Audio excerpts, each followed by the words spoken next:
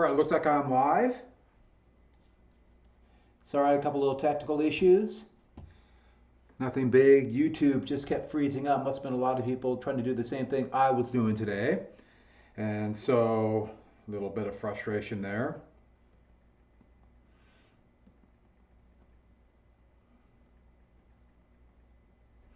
All right, just give me one sec.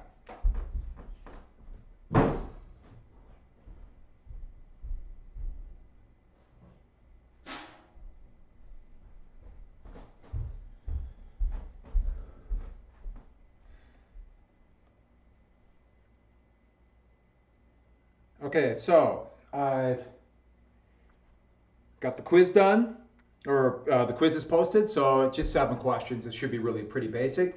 Don't forget you have a few sentences to write, read a few documents, pick 2, explain how you would use it in DBQ, and then for one of the 2, give why they have that bias. Blank believes this because of historical content, purpose, or point of view. And don't forget you have to cite the documents at the end of the sentence. Put down doc 1, doc 2, whatever the document might be. And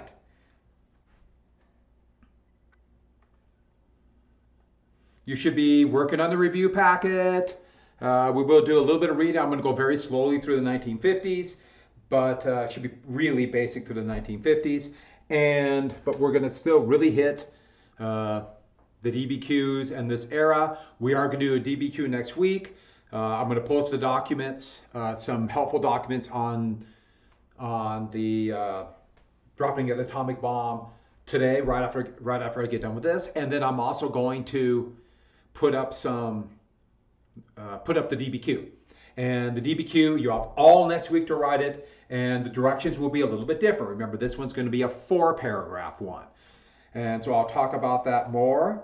And it appears as though this is now working. I was just trying to get my little monitor set up so I can see that it was working. If everyone can hear me, that's good. All right, and there'll be a little bit of reading. Don't forget though, you have to write a couple sentences and get that into me with HAP. And for a DBQ, I repeat, you need context, and that is events that happen around the same time. And that's why that review packet is so important. A good thesis statement. Use 4 documents, so 2 in each paragraph that show the documents related to another fact, a factual piece of information. Not they felt funny, no, something very particular that happened. And show how that relates to your thesis, and then in addition, one more additional example in each paragraph of your outside information, and then 2 sentences that explain HAP. And so we'll talk more about that a little bit later. I just wanted to get back to this. So we went through the bombing campaign, strategic bombing, which knocked out the German Air Force, even though it was horrifically bloody. And I showed that. Am I in there? I'm going to.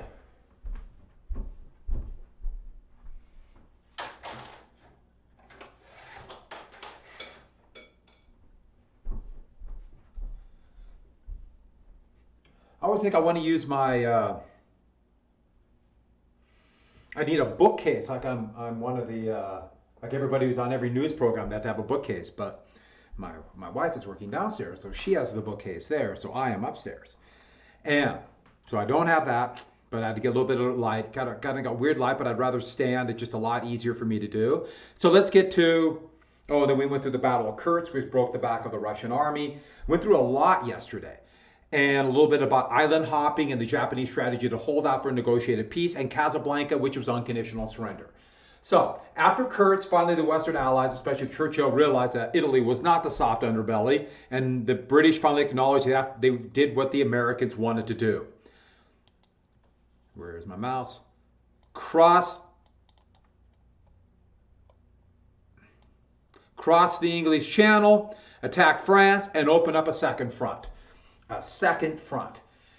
Now, this is it's going to end up being on June 6, 1944. They originally thought about May, but they needed a couple different weather features that all work out right, and the channel is really rough. The North Sea can be bitterly cold, and so they had to wait for the weather to get a little bit better. But this is only about 19 miles from Calais to London, or Calais to Britain. And that's where the Germans expected they would attack. That's where they built their best defenses. If you go to Calais today, which is right there, there's still some of these massive defenses there. These big cement blockhouses and bunkers, they're all still there because unless you literally blow it up by piece with dynamite, they're not going to go away. And so what the Allies did is they did an amazing intelligence effort to absolutely convince the Germans they were going to attack here. And it worked better than anyone could have thought. Good? Anyone could have thought. The Germans were convinced well after D-Day that D-Day was only a diversion. But the attack was decided to go here at Normandy. Now the Germans did defend that, but not as much as here. Where I'm making this little circle with the mouse, that was to the extent of Allied fighter bomber cover. And so the invasion had to be within that area. And so they decided this would be the best spot. Long Beach, potential for cities, for harbors, but you notice it is further away from Germany. That's part of the reason why the Germans didn't think it was going to happen there. It'll be in Normandy, so a lot longer channel crossing. But Operation Fortitude was the name of the plan to convince the Germans that they were going to land at Calais. And they made up fake tanks, fake planes, a fake U.S. Army led under British and U.S. Army under disgraced General Patton. Remember, they feared Patton. And they made this first army group, this fake army, and the Germans totally bought it. Here is one of the fake tanks, and these were more for show, but these rubberized tanks, they could move and place all over the place. Kind of place one in the open, and then put a bunch of camouflage netting out, with the idea being that one tank is out of the netting, but that must mean there's a lot of tanks underneath. They did the same thing with these fake planes. Doesn't look like a plane right there, but from the air, it looks like a Spitfire fighter. And the Germans completely bought it. The British are good at that kind of thing. And so, the plan was avoid the attack here. They bombed the heck out of transportation areas all behind here and then got ready to invade at Normandy. And I can't go into great details about this. The operation is going to be called Overlord is the nickname, but this is going to be known in history as D-Day. And D-Day will be June 6, 1944, but D had no special invasion, or no special meaning at all. And when I was in France, they had a bunch of things saying Debarquement Day, which means the day that the invasion happened. I've heard people tell me it meant Doomsday or something like that. No, all it meant was Day. D just meant day. As in, D-Day is the important day where the invasion is going to land. The hour that they hit the beaches was H hour. And every invasion was a D-Day. So there were D-Days in Sicily, Italy, all across the Pacific, and in southern France. The D means nothing special. And this is the Long Beach at Normandy with one of these little maps made by somebody. And there were pretty heavily defended areas. But the middle right here of this long stretch of the Cabotos or the Normandy beaches, that is where the Germans defended the heaviest. The idea being that if they could hold the center, there'd be two isolated bridgeheads of the Allies, and it would be much more difficult for the Allies to expand from that bridgehead and easier for the Germans to beat back. And so that beach right here, and just by pure happenstance of where they were located in Britain, that would be an American beach. And they were codenamed, the two American beaches were Utah and then Omaha. And that would be the beach the Germans defended the heaviest. And then a British beach codenamed Gold, then Juno is a Canadian beach, and then Sword is another British beach. And that was the plan. And this is and they did the same thing here. Juno, since it's kind of in the middle, that would be the heaviest defended area too. And then at night, they would drop paratroopers before the invasion to protect the flanks. This was a massive invasion. Thousands of ships, 10,000 airplanes, hundreds of thousands of men. It would be the biggest amphibious invasion up to that time, and arguably the biggest ever. Probably Okinawa overall was bigger a little bit later in 45, even though it didn't have quite as many men, had more ships. And these are some of the British or the German beach defenses. And these are guns that were in between Omaha and Gold Beach. These are beach defenses, and you can see these are called hedgehogs. And the idea was at high tide, the same with these defenses right here.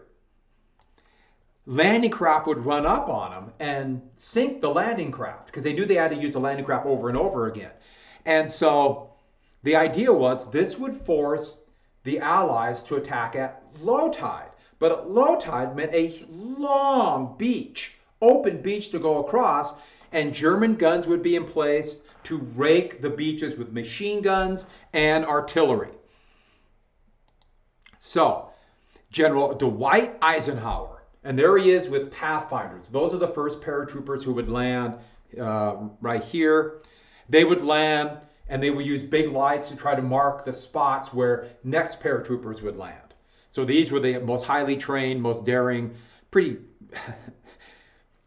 crazy guys overall to volunteer for this difficult mission. But Eisenhower was the overall Allied command in North America. You see him as Supreme Commander of SHAEF, Supreme Headquarters Allied Expeditionary Force.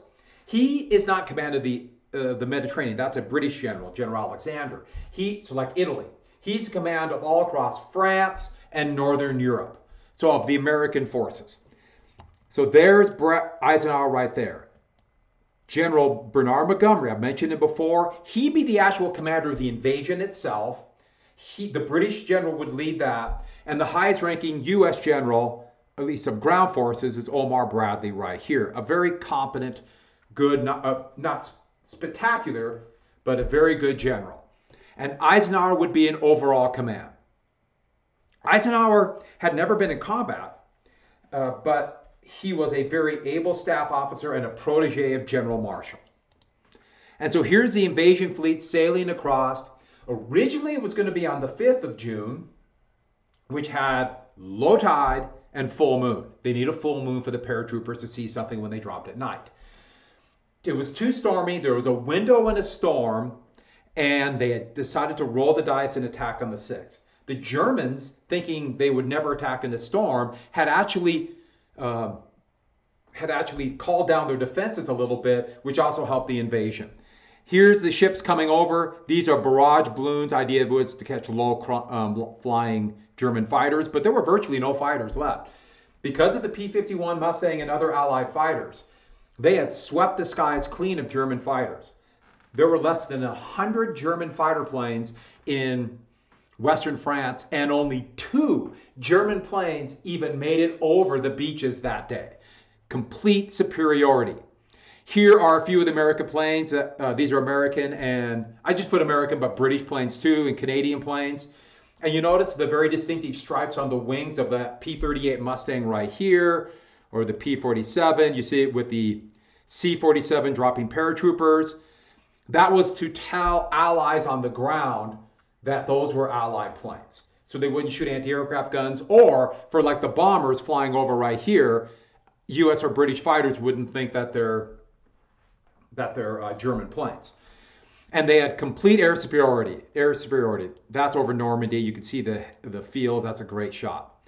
So the paratroopers landed at night, and they landed 2 American divisions. The 101st and 82nd Airborne landed here, and the British 6th Airborne Division landed here. And they were scattered. The planes got lost. The men did not form up. They did not get many of their objectives completely, but they so surprised the Germans that they did protect the flank. And here are some members of the 101st Airborne. They captured a German flag at a little place called St. Marie-Église. Now, the paratroopers landed at night, and then just at sunup, the invasion happened. These are British and Canadian forces right here. Canadians, Brits. And even though Juno Beach was held and very difficult to take, all 3 of these assaults succeeded with not near the casualties they thought, but still over almost 1,500 British and Canadian casualties. Deaths, I'm sorry. But they didn't get as far as they had wanted to get. Their objectives were too ambitious. And here's a Utah beach, the furthest west beach for the Americans. And this too was not as well defended. They were able to take the beach relatively easy and advance inland and link up with the paratroopers. My grandfather this was actually the 4th U.S. Infantry Division landed at Utah, but he was in the 90th Infantry Division. He was in the Signal Corps, so he was involved with laying down wire for telephones. Very dangerous job. He was a sergeant. And he landed that night at Utah Beach and would end the war in Czechoslovakia in May 1945. So he made it. He was wounded once. And Utah made it, but Omaha Beach was the most difficult. Now this picture, it's kind of hard to see, but you can see why it was so hard. Long flat beach and then high cliffs that the Germans heavily defended. And so the landing craft, which was supposed to get up to the beach, they came under such fire, they dropped them off 50 or 60 yards from the beach, and the men jumped off into the water, sometimes neck deep, with 100 pounds of gear. And if they were hit or they sunk or fell, they might drown. Omaha Beach would be hell on earth for about 5 hours. Here are some of the very famous paintings. Very few of the actual pictures or motion picture film was taken. Most of it did not survive. It got accidentally thrown overboard on one of the landing craft after the battle. A tragedy. Here are American forces huddled behind a few. They're called Hedgehogs. Here they're advancing forward. These are amphibious tanks that did not work very well. You can really see the cliffs. That is a great shot of him ducking in there. And one of the more famous ones of an American, he's actually a Coast Guard man, who is the Coast Guard were the ones who did the landing craft, who is being dragged up to the shore. You can see the rocky Omaha Beach right there. Omaha Beach now is sand, but it was pebbles there, big stones. The reason why is because American engineers, when they were clearing it off or get supplies on, they bulldozed all the rocks away. Well, this map did not work as well as I thought, but all these sites right here, these little, those are German bunkers or fortifications along the hilltop. And they pinned American forces down on the beach, and they were being slaughtered on the beach. A few men were able to make it to what's called the seawall. This wall were to keep the tides from getting too far, and huddled there, but they weren't getting off the beach. They had to get off the beach. Here's General Bradley, and that is him on D-Day.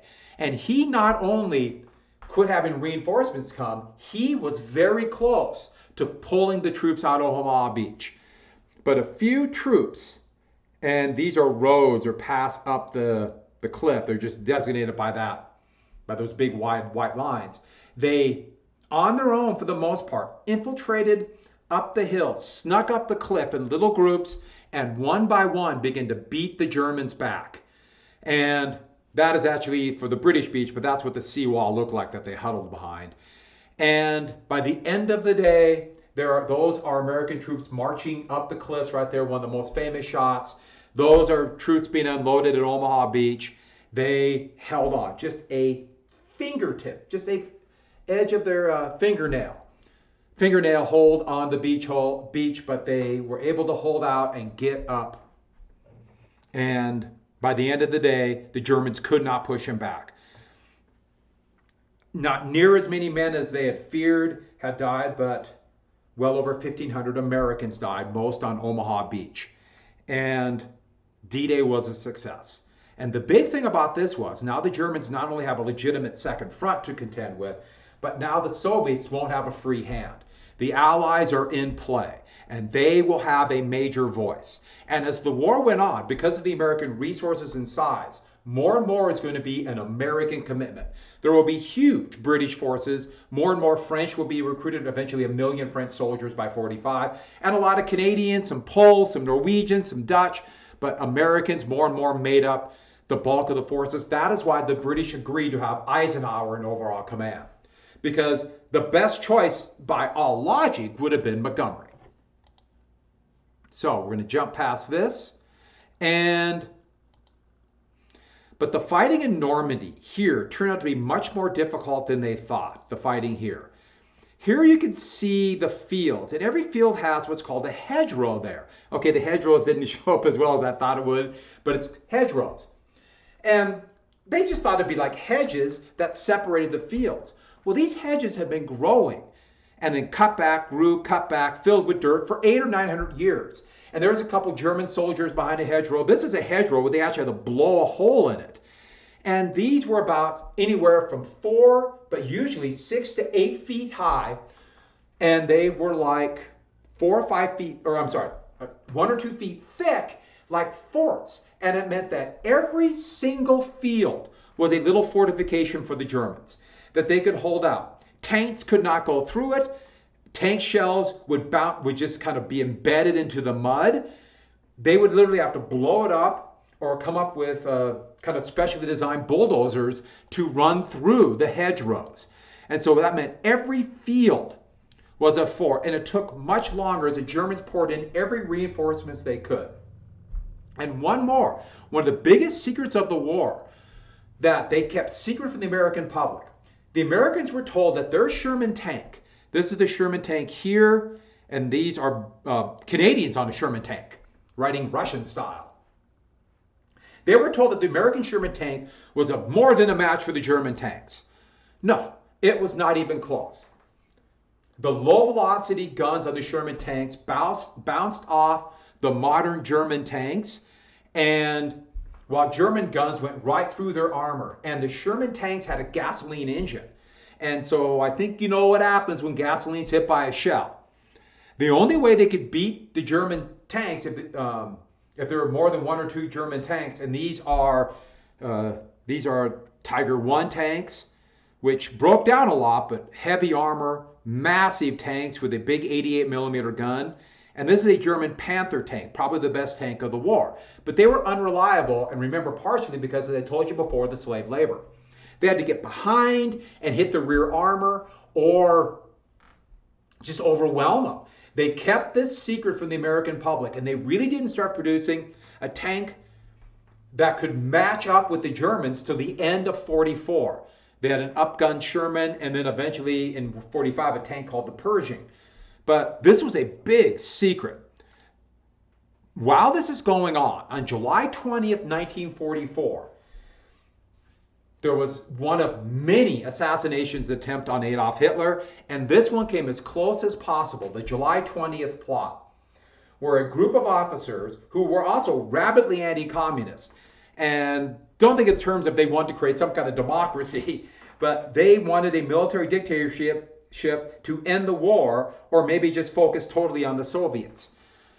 They tried to blow up a bomb in Hitler's bunker in what's called the Wolf's Lair, which was in East Prussia, which is today Poland. And it would be carried by a wounded war hero named Klaus von Stauffenberg, who had lost an eye and part of his arm in combat, and was horrifically wounded. So he was this war hero and seen as the epitome of a German officer. But he carried this bomb and placed it under this big heavy table in the Wolf's Lair where Hitler was at.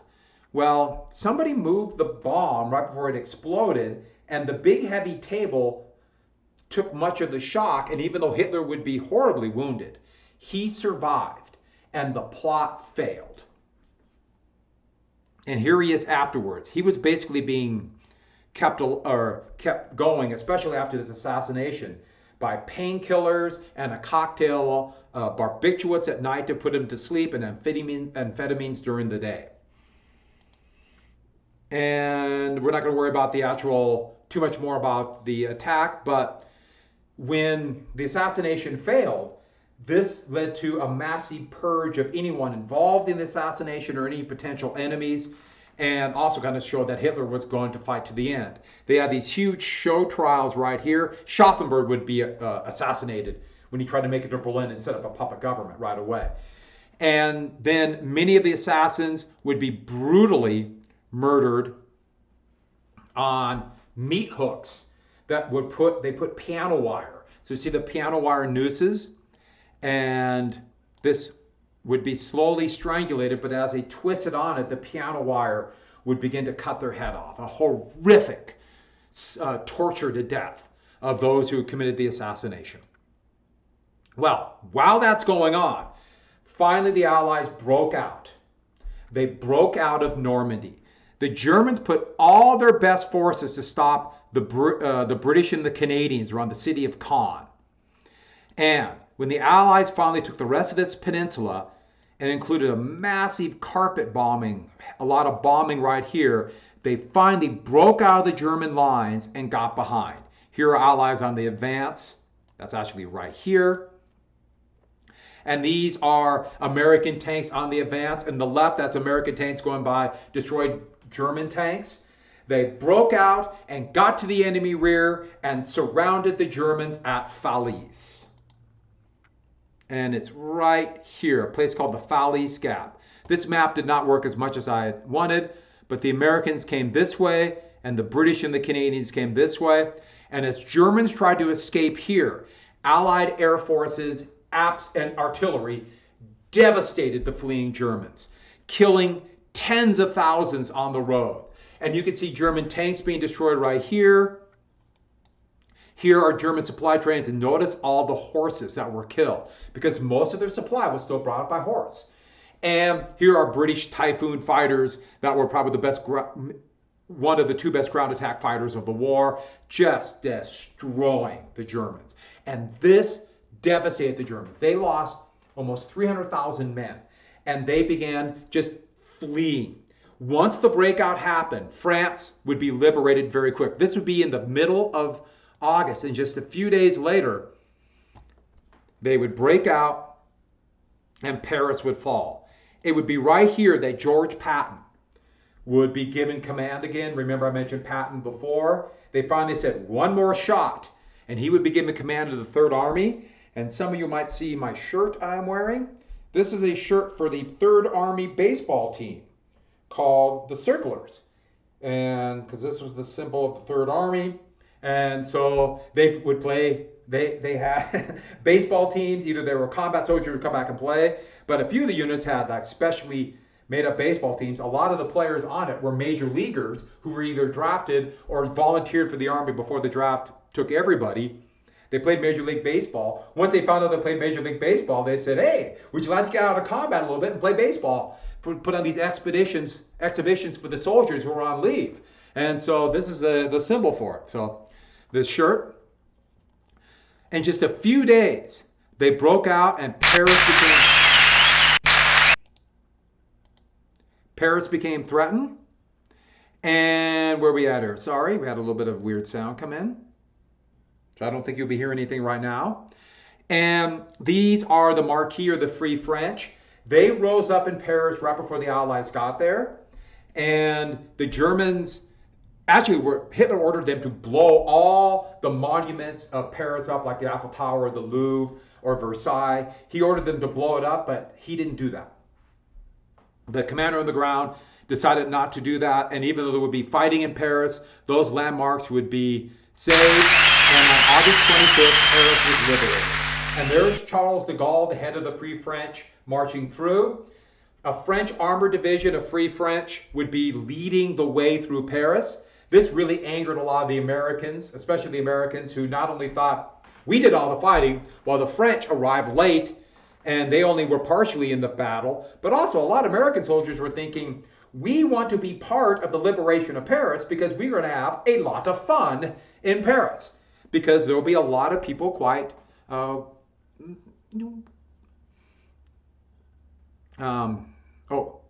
a minute, let me show one picture right here. These are Free French at a barricade fighting the Germans. They thought the Americans would be, or the French would be so jubilant they could have a good time in Paris. But here are some American soldiers marching through the Champs-Élysées, and they literally marched through and then kept going to the front. And the Germans were in full retreat.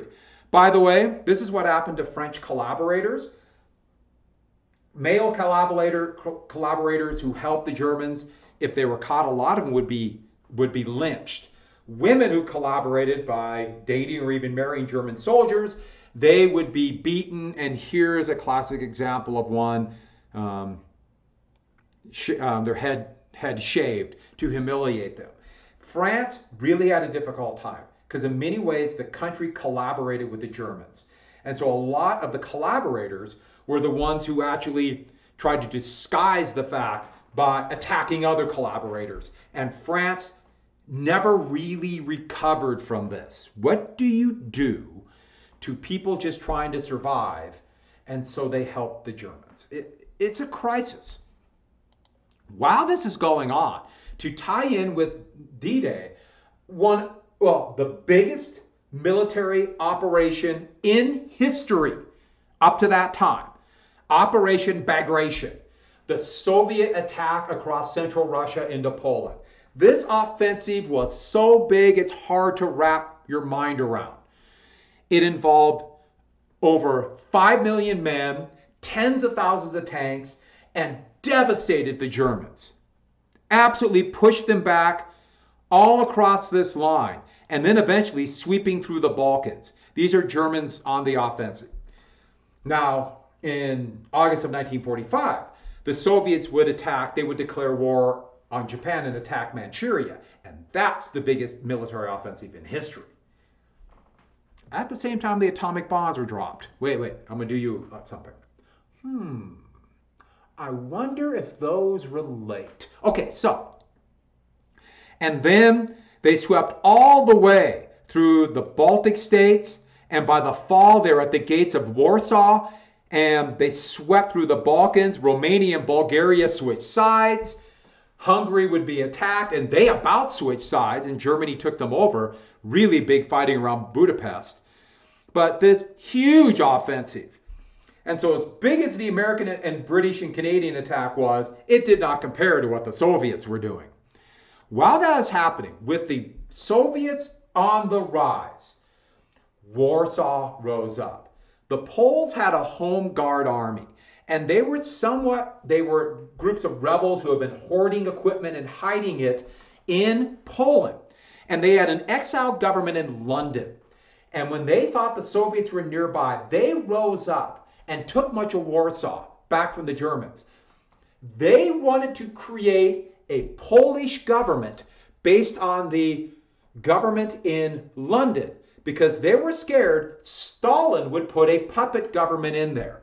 And so these are Polish soldiers. They would use the sewer system to move troops around. Here are volunteers, and I love the picture here and here. You notice these are Poles, but they're wearing captured German uniforms and helmets. Young men and women of all ages would fight and really took the Germans by shock. And I should add, when the final solution began 3 years earlier in the Warsaw Ghetto, Jews rose up in a feudal, tragic uprising to try to stop because they hadn't just had a feeling what was going to happen. And they would be brutally put down. And so some people get those two confused. This was bigger on a wide scale, and they did free a couple of the concentration camps and one death camp in this process. But Stalin did not help.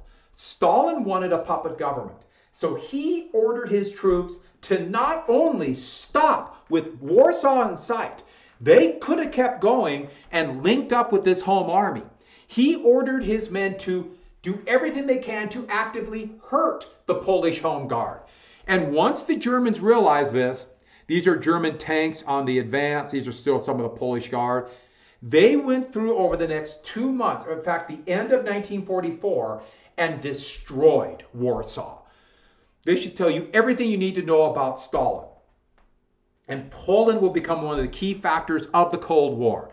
Here's Warsaw. Now, I put this to remind me. Here's Warsaw right after the battle, devastated. Here and here. That's Warsaw in 1950. That's 5 years after the war ended. And Warsaw was destroyed. Just a few of the landmarks were there. Go to Warsaw today. Warsaw, there's some parts that still look medieval. Virtually all of that was rebuilt. All of that was rebuilt after the war.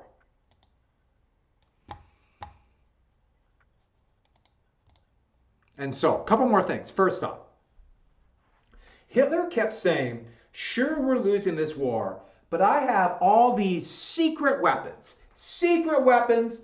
and they will turn the tide. And they were, to say the least, too little, too late. That's an understatement. The two most famous ones were what's called a buzz bomb. Basically, it was a flying bomb with what's called a ramjet right here. And they were called vengeance weapons. That's V1. And it could fly about 500 miles per hour. It took off on a ramp right here and would fly. Basically, they would have it guided by a gyroscope, hoping to keep it on one straight path. And then the idea was they would try to time it where the engine would shut off at a certain prescribed time, and the bomb would crash into, hopefully, well, this is just some part of London or some part of when the Allies took Antwerp for a harbor, just to drop in there. And these could be shot down, and sometimes planes would come up, American P-51s or British Tempest bombers, and use their wings to tip that wing, and it just spiral over. And they were a precursor to what we call a cruise missile today. But even more deadly was the V2 or Vengeance 2 rocket, the first ballistic rocket.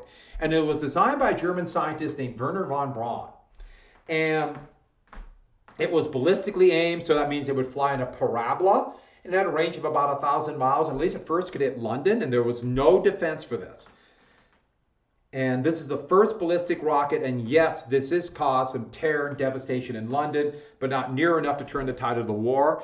After the war, the Americans captured von Braun, and even though he was involved in war crimes by using slave laborers to be brutally mistreated to make his weapons, the Americans didn't care, and they would use him to help start the American space program, including NASA. And there he is standing in front of one of the Mercury rockets, and he would be instrumental in the moon landing. We just kind of avoided that whole Nazi connection. The Germans also made jet fighters, but they came too late to make a decisive impact in the war. The Allies were very fortunate that Nazi Germany was so anti-science, because it connected to Jews, and science doesn't necessarily have an ideology. They wanted only science that directly showed Nazi superiority, like the fake racial science.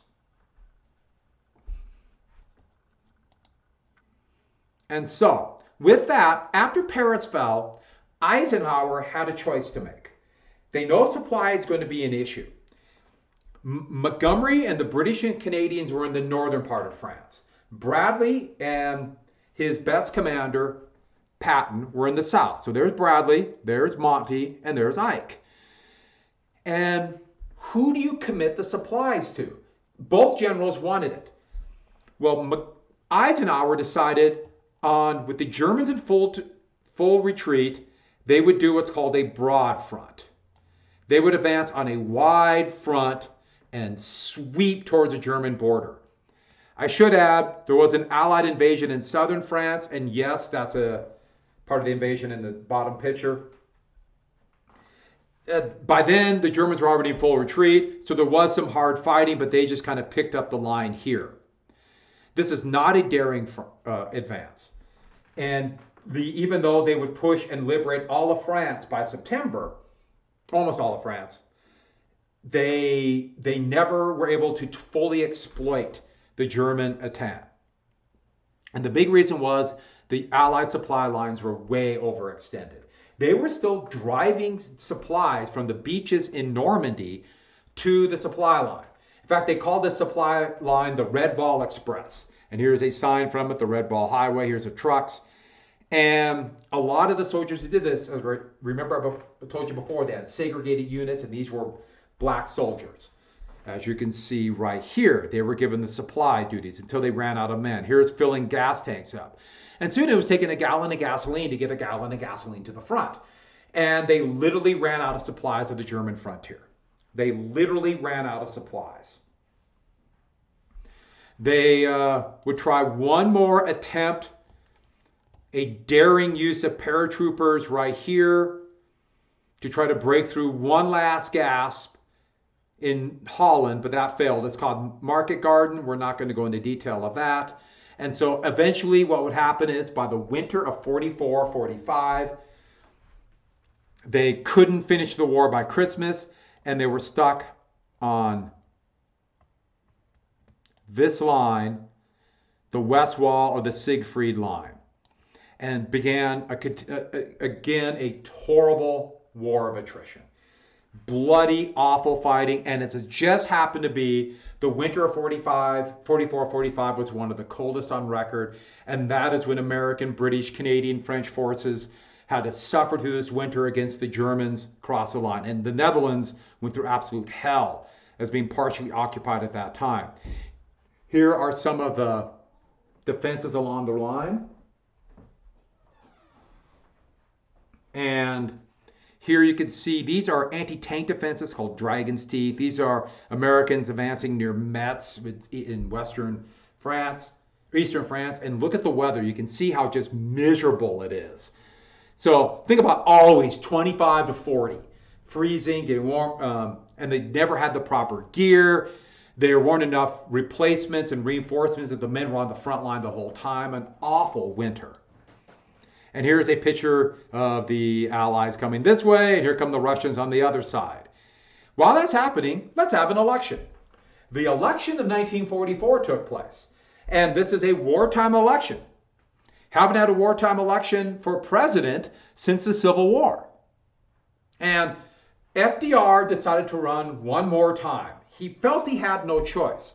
But conservative Democrats threw out the very liberal Henry Wallace, and they got a relatively unknown Missouri senator named Harry Truman as vice president. Relatively unknown. He was barely known to President Roosevelt. They had barely met. Roosevelt got some fame in rooting out some corruption by arms manufacturers during the war. And he was seen as someone who's tied to the Kansas City mob and kind of a joke. That's why Southern conservative Democrats wanted him. They thought he was a Southerner. They knew Roosevelt is getting near the end. The Republicans would nominate the Attorney General from New York, Thomas Dewey, a relatively liberal Republican. He was best known for rooting out organized crime. Well, the election, not as big a victory as previous elections, but still another sweeping Roosevelt election, and he would be elected to a record fourth term. And because the Constitution would be amended soon afterwards, Republicans and conservative Democrats didn't want another Roosevelt again. That's why they limited to 2 terms after this. There'll never be another one or we'll get 4 terms, unless the Constitution gets changed. So here's the situation right after the election, December 1944. The Americans are on this line. The Soviets are coming. In fact, the Soviets are right there. Here is the Ardennes Forest. Remember that forest that the Germans attacked in 1940, surprising the French. Well, the Americans, they put some of the units that had been worn out or new units there in the Ardennes, thinking that would be a relatively safe place in the line. A National Guard division from North Dakota literally just was put into line there. And that's when the Germans would begin their last offensive, the Battle of the Bulge, it is called. And the German plan was a massive attack here and sweep to the sea. Actually, they're hoping to get to the port city of Antwerp and cut the British off again. So the Battle of the Bulge. And they were hoping in the winter, Allied air superiority could not be used. So split U.S. and British forces. They thought if they could split the forces up, the British and the Americans would realize the folly of their way. They thought the West would see the light and finally realize the real enemy is not Nazi Germany, the real enemy is the Soviets, and they would join the battle against the Soviets. That should give you an idea how delusional Hitler was. And so, when the attack took place, I'm running out of battery. I forgot to plug in my computer. Just give me 1 sec. Okay. So, they took the Allies completely by surprise. This was a failure all the way from Eisenhower to Bradley to the army commander there, a general by the name of Hodges. A complete failure. Here are Germans on the advance. Here are these are actually paratroopers riding a Panther tank. And this guy, he is in about 40 different pictures. So he must have been like this prototypical German soldier. And there's all these pictures of it advancing. Here he has bullets for the squad machine gun. And they broke through the lines. But the Ardennes is heavily forested, mountainous. They're tied to roads. And isolated pockets of American troops held out in cities and were able to slow the German offensive down. Here are this in the forest. It's a thick, heavy forest. Here's Americans on the advance reinforcements. And they were able to advance a little bit and create this very distinctive bulge in the Allied line, thus the Battle of the Bulge. Right here, a city called Bastogne was able to hold out, and members of the 101st Airborne held out there. These are pictures of them. They didn't have winter gear. They were in camp, and that's really the only reserves the Allies had around Paris, and they jumped on trucks and arrived in Bastogne with whatever they had. So they didn't have good white gear to be in the heavy snow. They had light canvas jackets, and I thought this is a really good picture. You could see he has wrapped his sweater around his head, around his helmet, because he is just bitterly cold. Nightmarish fighting, but they held out in Bastogne. And the battling bastards of Bastogne, they held out. The city in Belgium. And when the Germans surrounded it, they sent the commander of the Americans there. He's actually the second in command. The commander of the 101st Airborne was still in London, and he wasn't able to get there in time. So this general named McAuliffe, who was actually the artillery commander. And they asked him to surrender. He's surrounded. And it's surrounded. It's overcast, so Allied planes can't come in, at least to drop supplies or attack the Germans. And he was given this offer to surrender. Well, no way he's going to surrender. Well, he gets it and looks at this offer to surrender and doesn't know what to say. And he kind of looks at one of his staff members and said, nuts. Just this kind of comment there. Well, the guy said, that's your response. What? And what do you mean? It was just write that down.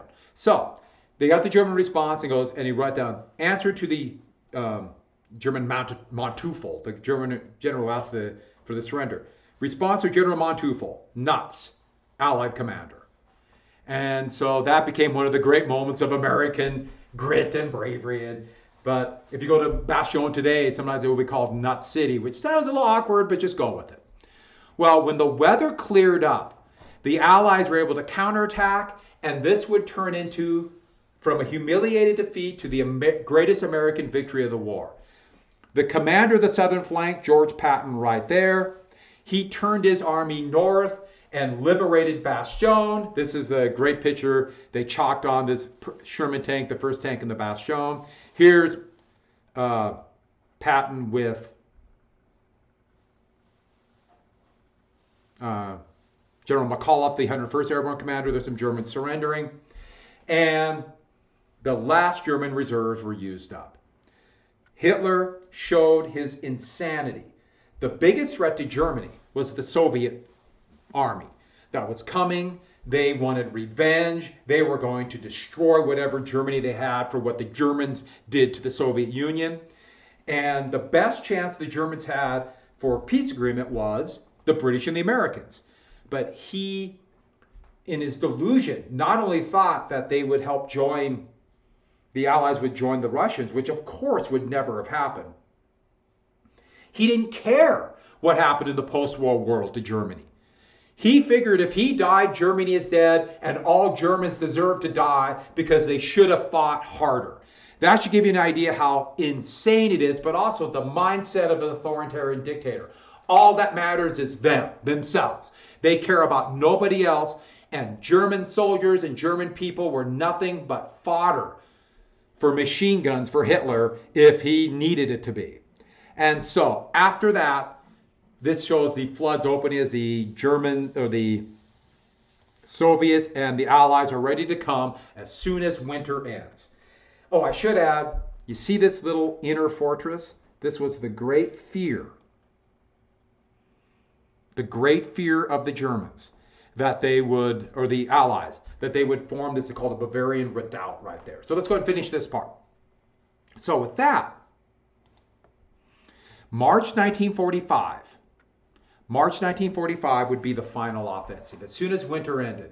This map does not show it very well, but they finally broke through the West Wall and advanced to the Rhine River. Now, the Germans along the Rhine River right here destroyed every bridge on it except for one. One bridge, the order wasn't given, and the bridge didn't blow up.